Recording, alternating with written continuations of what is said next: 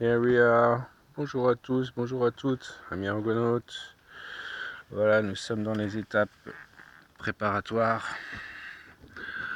pour 4 projets. Moi, ce que je vais vous présenter là maintenant, ce sont les orgonites de Sylvie, d'Eric, de Lolita et de Noëlla que je vais réaliser en demi-sphère pour Eric et Sylvie, que je vais réaliser en médaillon pour celle de Lolita, pardon, et que je vais réaliser en pendentif pour Noëlla.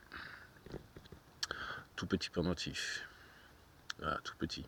Ovale, fin, un petit peu comme l'édition que je vous ai montré hier sur les pendentifs légers et très aériens, mais assez puissants tout de même, costaud. Alors, on est dans les phases de préparation. Voici les feuilles d'or qui sont fabriquées, conditionnées en Thaïlande.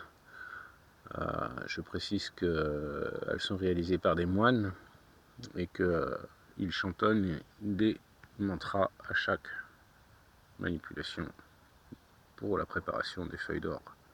C'est assez extraordinaire. Le mantra en question, c'est Om Mani Padme Om.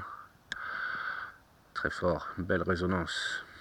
Voilà, un petit mélange secret pour réduire les feuilles d'or en paillettes à l'aide de ciseaux, de cutter et d'un pinceau. Ici, il y a 28 petits morceaux. Non, cela c'est les 40 petits morceaux de laiton qui servaient de fixation au socle de chaman, le chaman de Sylvie, qu'elle va retrouver en composant pour les amalgames métalliques dans l'orgonite d'Eric, l'orgonite de Sylvie et l'orgonite de Lolita. Ici, nous avons 28 morceaux de cuivre ganse également. Il y en aura 7 dans chacune. Cuivre ganse qui a été augmenté par la circulation d'un courant de 20 000 volts à l'intérieur des réseaux électriques. Et c'est une très très haute teneur, très très forte vibration. Ça vient accélérer les choses, le mouvement. Tout est purifié.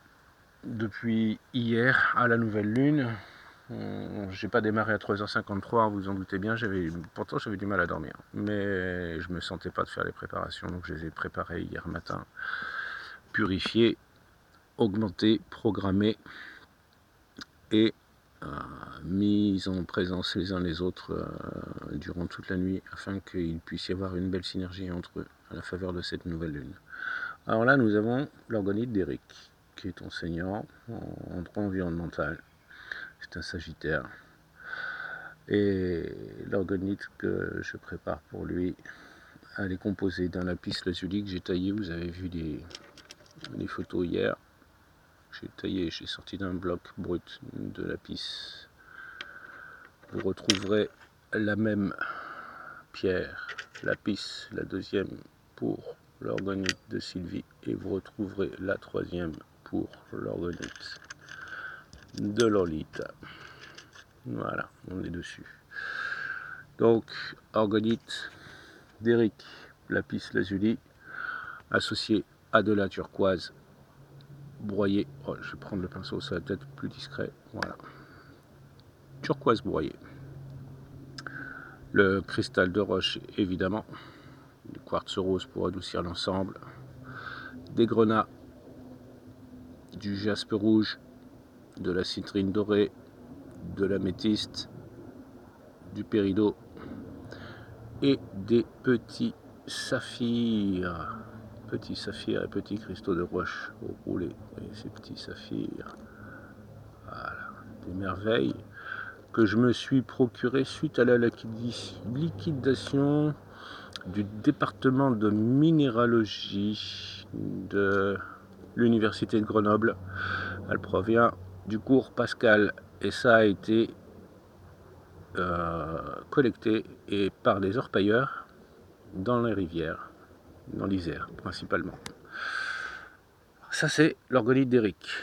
Très belle vibration. Évidemment, il y aura les amalgames métalliques. Je vous en présente que 3 pour l'instant, mais vous connaissez le reste, hein, la base, pour la base, vous le connaissez. l'orgonite de Sylvie. Alors nous avons donc le lapis lazuli, le cristal de roche, les quartz roses, turquoise, jade verte, un tout petit cristal de roche, une petite opale et quelques pierres du bonheur que vous connaissez déjà certainement.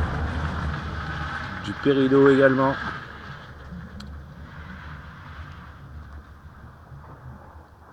Du péridot, pourquoi il faut... Ouais, je suis désolé pour le bruit.